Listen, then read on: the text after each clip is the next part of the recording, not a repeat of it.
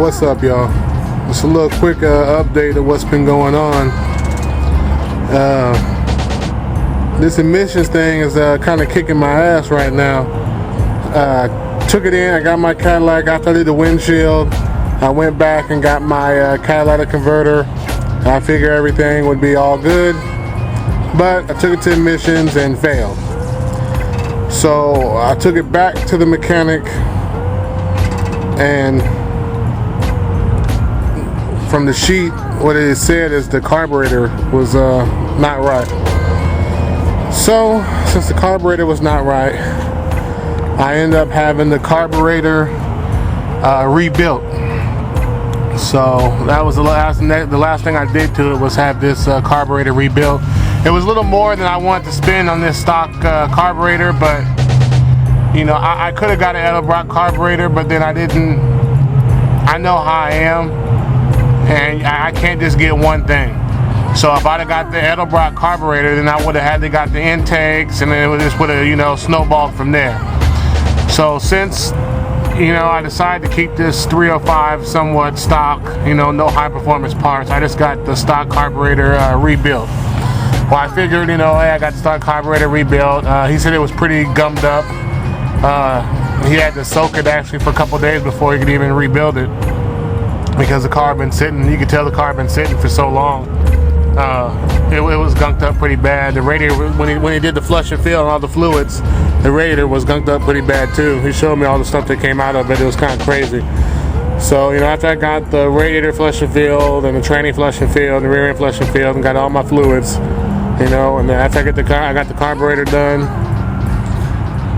And after I got the carburetor done, I took it back to the emissions, and once again, I failed again. So I'm getting pretty close though.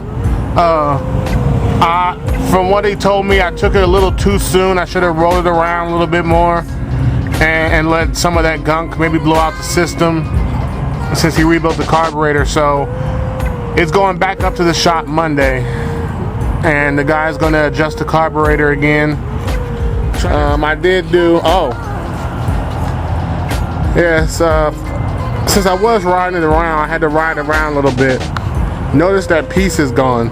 Well, I was going down the street and I, you know, hit a pothole, and heard something ka-cling hit the ground.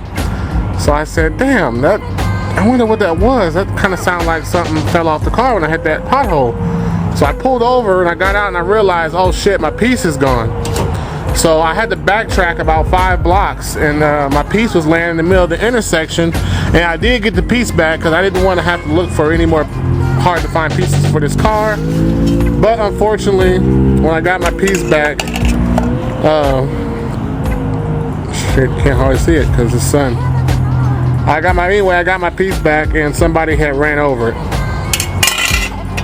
So there's my piece that somebody ran over it, but I did kind of luck out because all the damage is on the straight part of it. It still has the factory bend.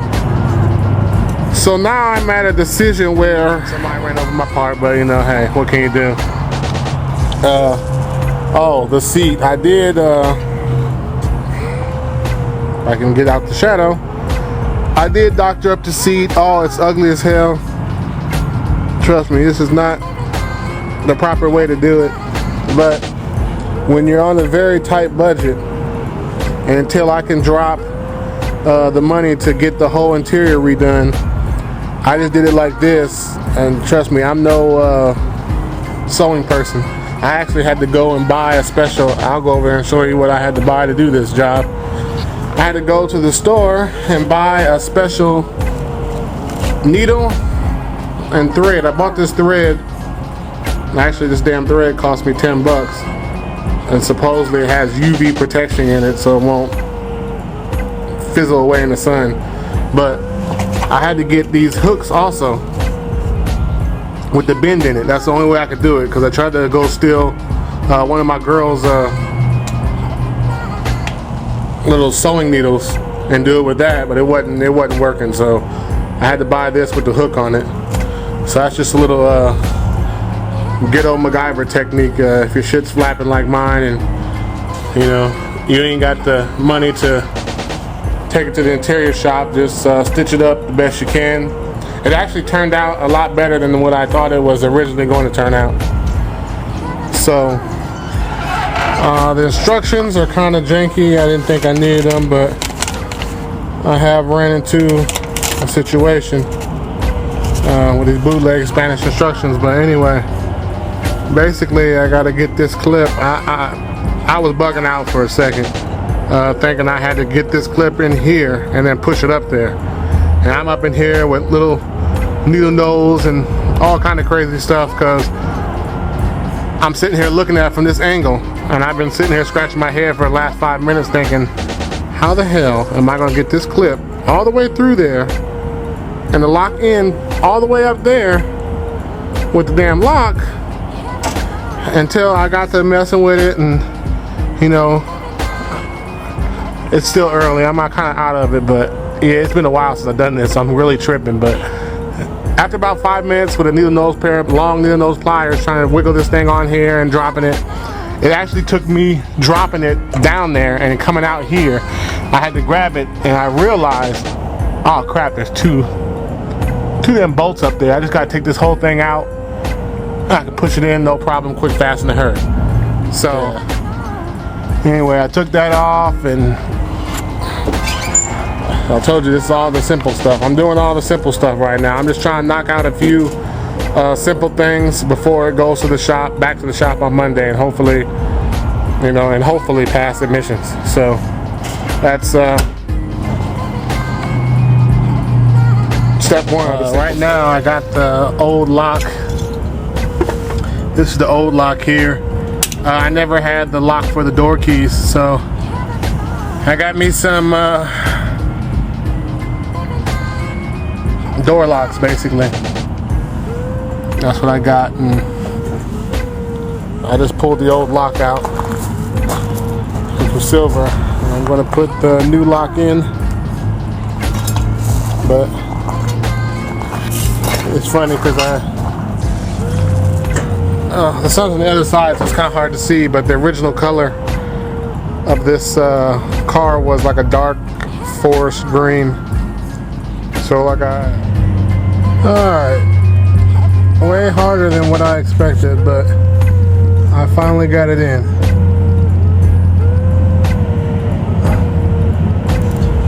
The new door lock.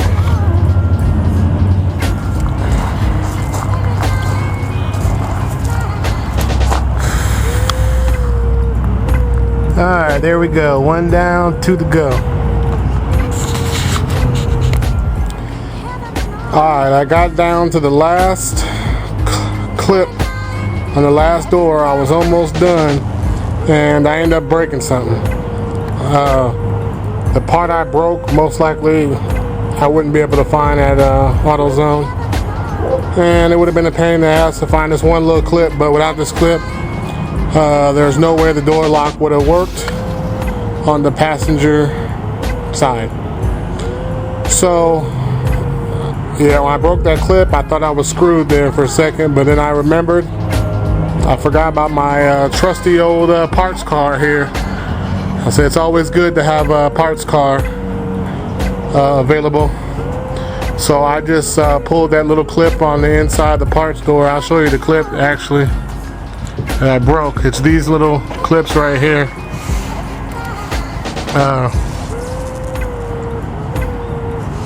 The one on the left, this one's the broken one.